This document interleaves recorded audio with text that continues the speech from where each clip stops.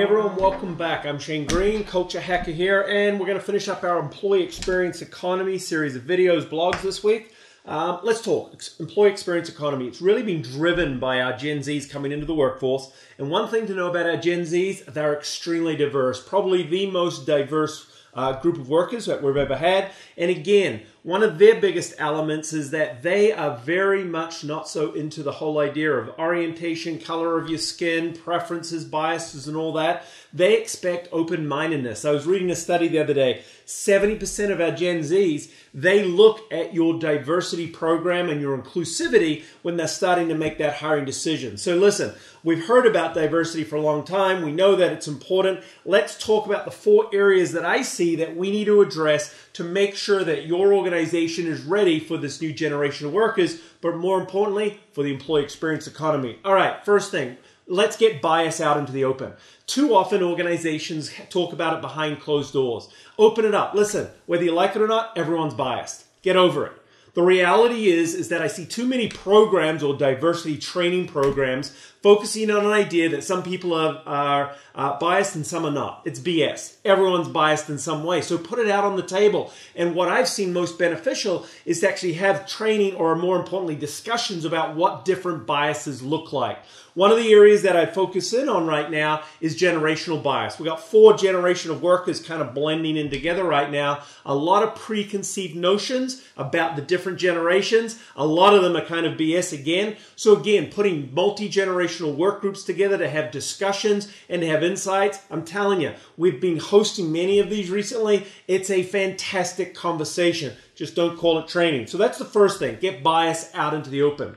The second thing that we've got to focus on is we've got to talk to our leaders about bias. Talk to them about what it means to be truly diverse. And there's really 2 things that come to mind, 2 things that good leaders have known for a long time. First of all, it's this. They're going to have to get a lot more personal, and they're going to have to customize how they approach different people, which means things like recognition needs to be much more customizable. The way that we communicate to people, more customizable, using different communication channels to get out the same message. What this requires managers to do is to really get to know their people, to find out their preferences, how they like to be led, how they like to be engaged. That's a critical first step. So again, encouraging managers to do that. The second thing is we've then got to be open-minded enough and curious enough, which is an important leadership trait, to actually collect ideas from a multiple, diverse background, a group of people. Stop going to the same people, getting the same ideas. Part of the beauty of having a really diverse work group is that you've got a lot of different ideas coming into play. Well, managers need to know what to do with that. So we've got to make sure our feedback mechanisms, our listening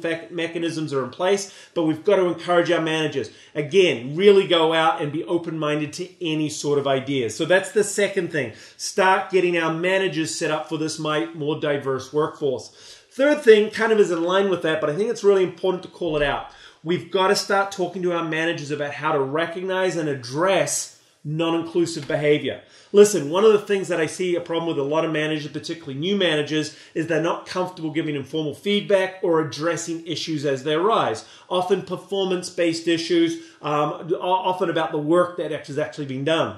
What we need to get them comfortable with is addressing this non-inclusive behavior when they see it, when they see people being left out, when they see people being placed into a category, being willing to address it quickly. You see, by us addressing it quickly, it starts to let everybody know that, again, diversity and inclusivity is a priority for us. And by the way, if you're listening to this and you're higher up in an organization, remember, it all starts with you. Senior executives, owners, you have to set the standard for what is acceptable in your organization. So that's the third thing. Remember, addressing when you see non-inclusive behavior. Then the fourth thing that we've got to address is our recruitment practices. Too many organizations we go into are using old-style, traditional workplace practices. Listen, I've already said it. Everyone is biased. So one of the most important recruiting practices that I see today is that rather than relying on a single interview to hire and find the right person, we need to start to use multiple interviews. I'm seeing panel interviews used a lot more, activity-based interviews that aren't even related to questions.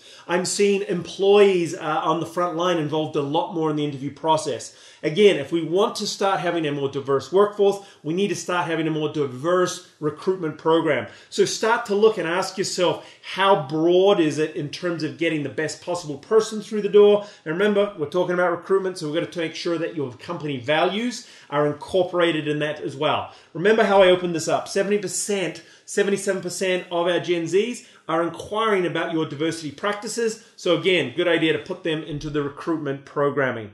All right, listen, it's big, it's important, we all know that, but I gotta start seeing us get more real about diversity, not only for the success of our business, but for our ability to be able to attract and retain our Gen Zs, and of course, being able to be successful in this employee experience economy. So listen, hope that helped.